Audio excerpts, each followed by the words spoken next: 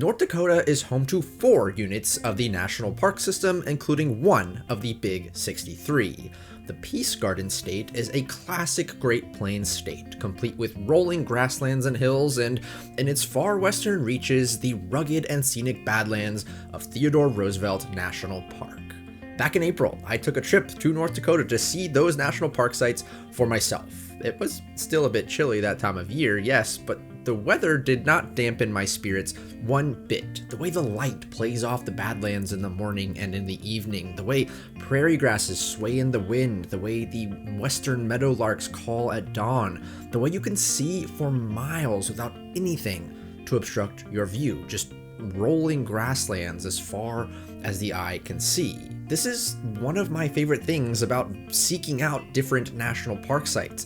They are such a great introduction to a state and to a region. You can really learn a lot about the state you're traveling through by stopping off at its various national park sites.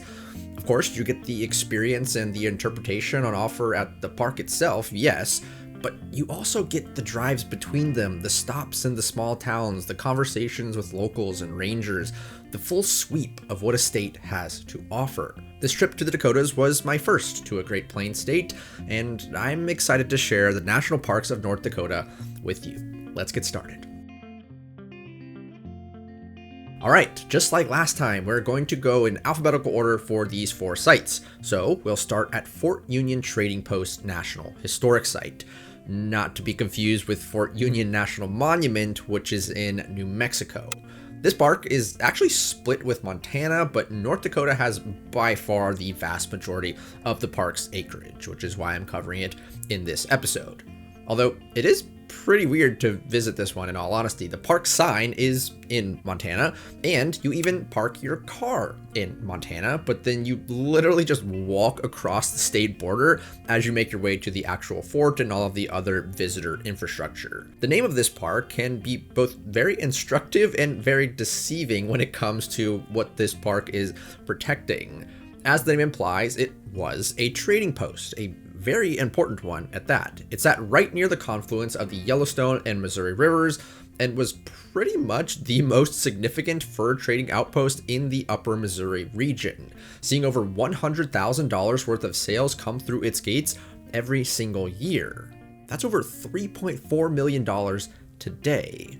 The fort was built in 1828 by the American Fur Company, owned by John Jacob Astor, one of the richest men in American history. They basically had a monopoly on the fur trade in the western United States. Its primary dealings were, of course, in furs, animals like buffalo, bear, and various other small mammals, and its transactions were largely with the many indigenous tribes of the upper Missouri region, the Assiniboine, Crow, Plains Cree, Blackfeet, Plains Ojibwa, Mandan, Hidatsa, Arikara, Lakota, and Dakota. They traded their hides in exchange for manufactured goods, clothing, firearms and ammunition, pipes, beads, and cooking supplies. However, Fort Union was not a military installation. That's why the name can be deceiving, because many frontier forts were, in fact, military installations, but not Fort Union. Again, it was a private enterprise run by the American Fur Company. After its completion in 1828, the fort operated in the fur trade at this location for another 39 years, and that's when the US military actually did decide to get involved. See, in 1866, they built Fort Buford about 3 miles east of Fort Union, and then in 1867, they decided to buy Fort Union and basically strip it of all of its lumber and stone to use in their new installation at Fort Buford. And then passing riverboat crews dismantled what was left of this once dominant commercial outpost until basically nothing was left. Then, a century later, the preservation efforts began. In 1966, the National Park Service acquired this property, and then archaeological excavations were begun in the 70s. And then a multi-year reconstruction of Fort Union itself was completed in 1993, in part based on those archaeological excavations. Visiting the park today is pretty easy. The park's open year-round, even though it does get really cold and snowy in the wintertime. It's fairly small, and it has both indoor and outdoor activities, and honestly makes for a great half day if you're visiting the North Unit of Theodore Roosevelt National Park. Next, we'll move to Knife River Indian Villages National Historic Site, another park that's pretty far out of the way, but well worth your time. For one, its visitor center is shaped like an eagle, which is just freaking awesome. One of my favorite visitor center designs in the entire national park system. But more importantly, this site was a place of culture, of community, of family, of commerce, and of connection. This site is located at the confluence of the Knife and Missouri rivers and protects several archaeological sites associated with the Hidatsa, Mandan, and Arikara tribes. The most prominent sites are those on which Earth Lodge villages were previously located. These sites are conspicuous and easy to pick out. One, because they're labeled and they literally have signs for you to read about what you're looking at, but two, because they are characterized by large circular depressions scattered across the grasslands. Like, if you were to look at these sites from above, it would literally look like the ground was pockmarked, because when these lodges collapsed, they left behind the mounds of earth that were built up around the outside of the lodge and are centered on the flattened depression that would have been the interior of the structure, like where people lived and stuff. These circles in the earth are a big archaeological clue for researchers to understand how big these villages might have been and how many people might have lived there. The park today even has a reconstructed earth lodge on site that you can go inside of to see what it might have looked and felt like to be in one of these structures. These villages were considered to be semi-permanent, and life here was kind of what you might expect out of a small, tight-knit community. The tribes hunted from here, they grew corn, beans, squash, and sunflower from here, they quarried stone for projectile points from here, and they engaged in trade from here. The Knife River Indian villages were part of an extensive trade network between indigenous groups that stretched all the way from the Gulf Coast to the Rocky Mountains and then up here into the upper Missouri River basin. Of course, when white settlers began using those same trade networks, many changes came to the way of life in this region. Most notably, the Lewis and Clark expedition stopped here on its way to the west coast and precipitated a flood of settlement into the west that either displaced communities like those found here on the Knife River or introduced diseases like smallpox, which devastated their populations all the same. However, these tribes are still around today, and they still use this site today for ceremonial purposes, mostly music, storytelling, and cultural demonstrations. This site is, in my opinion, far from a cost center and is instead a rich and vibrant cultural landscape of huge importance to American history. We are lucky to have sites like this in the national park system. Next up, there's the North Country National Scenic Trail. This trail is actually spread across 8 states, starting in Vermont, but seeing as how we haven't talked about this one yet, I'll go ahead and cover it here, I guess, as I continue to make up arbitrary rules for how I choose which sites to cover in this series for which states. Anyway, along with the New England and Ice Age National Scenic Trails, the North Country National Scenic Trail was one of 3 National Scenic Trails officially added to the national park system in 2023. The trail is about 4,800 miles long, with North Dakota containing about 453 of those miles. This trail is also more a collection of other trails rather than a single trail itself, like, say, the AT, for instance. That includes over 300 miles of the Superior Hiking Trail in Minnesota, more than 900 miles of the Buckeye Trail in Ohio, and over 400 miles of the Finger Lakes Trail in New York. It's also not entirely contiguous along its route. About 2/3 of the trail is off-road, traversing through a veritable mosaic of federal, state, and local public lands, as well as private land, but about 1/3 of its length consists of on-road segments and is not grade separated. The North Country National Scenic Trail was originally born out of the 1960s efforts that eventually culminated in the national trail system we have today, and it was officially authorized in 1980.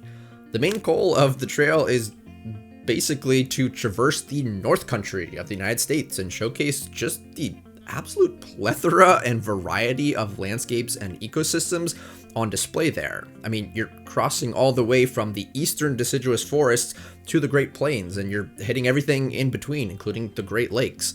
So yeah, this trail has some real diversity to it, even if it's not like the AT levels of fame and continuity. And last, but certainly not least, finally, we come to the big guy, Theodore Roosevelt National Park. This is North Dakota's only Big 63 park and is easily its most popular. Located in the state's western Badlands, this park is actually split into 3 different discontiguous units: the North Unit, the South Unit, and the Elkhorn Ranch Unit. The South Unit is the biggest and most popular one. It's where most people end up when they come to this site. The North Unit is about an hour north of that and is actually in a completely different time zone. Yeah, the North Unit is in Central Time while the South Unit is in Mountain Time. So definitely keep that in mind if you're planning to visit both, which you definitely should. They're both amazing and incredible. And then finally, there's the Elkhorn Ranch Unit, which is teeny tiny, very inaccessible right in the middle of the other two units and is completely undeveloped, like no visitor centers, restrooms, picnic areas, nothing like that. You've got to drive on unmaintained dirt roads, which can get a little hairy if it's raining, and you have to go through the Little Missouri National Grassland to get there. Most people don't go here because of all that stuff I just mentioned. But I did, because I'm a sucker for places of historical importance, and I'm a sucker for anything having to do with Theodore Roosevelt, and the Elkhorn Ranch Unit is both of those things. It protects the site of TR's former cabin, the Elkhorn, on the Little Missouri River. It was here that Roosevelt ran his entire cattle ranching operation in the 1880s when he lived out this way. And it was here, in the Dakota Badlands, that he developed the conservation values that led him, when he became president, to protect vast swaths of the American landscape. During his time here, he saw firsthand the destruction that widespread industrialization and development were bringing, and he lamented the loss of so much wildlife and wildlife habitat back east. He was determined to preserve what was left of it out west.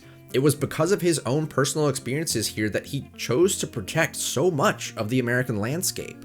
Hundreds and hundreds of millions of acres, national forests, national parks, national wildlife refuges protected for us, still to this day, because of him. He was already a hunter-naturalist long before he came to the Dakotas and valued life in the outdoors, yes, but this landscape, these wide open, wind-swept badlands, and all that they represented about America, they are what truly inspired him to take big, bold, decisive action to protect so many places for all Americans to enjoy, present and future. And that is why we have a national park dedicated to him here today. No other Big 63 national park in the United States is named after a person. This is the only one, which again shows you how important this place was, is, and will continue to be to conservation in America. As far as what you'll see here, the Badlands of Theodore Roosevelt National Park are not nearly as stark or as severe as what you'll find more famously in South Dakota. These Badlands are older, more heavily weathered and vegetated, and they have a little bit more character to them. It's kind of like the Rockies versus the Appalachians, both beautiful in their own way, but one is just a little bit older and more mature. In this case, that's the North Dakota Badlands. Both the North Unit and South Unit have scenic drives that showcase the wonder and beauty of these Badlands in their full splendor, along with a myriad of hikes you can stop off at along the way. Can't recommend the Caprock Coulee Trail in the North Unit enough. Absolutely fantastic hike. And there you have it, the National Parks of North Dakota. Another state with relatively few NPS sites, but as they often do, these sites pack a punch. 2 historic sites, 1 scenic trail, and 1 national park that in a lot of ways could be considered the cradle of conservation in America. Do you think that's accurate? Let me know in the comments down below, along with how many North Dakota parks you've been to and which one was your favorite. As always, direct support is much appreciated over on Patreon. That's how I continue to keep this entire project afloat, through fan funding, and I always appreciate any support you can throw my way over there. I've got perks starting for as little as $2 a month, $24 for the entire year. Anyway, thanks so much for watching. I'll see you next time. Goodbye.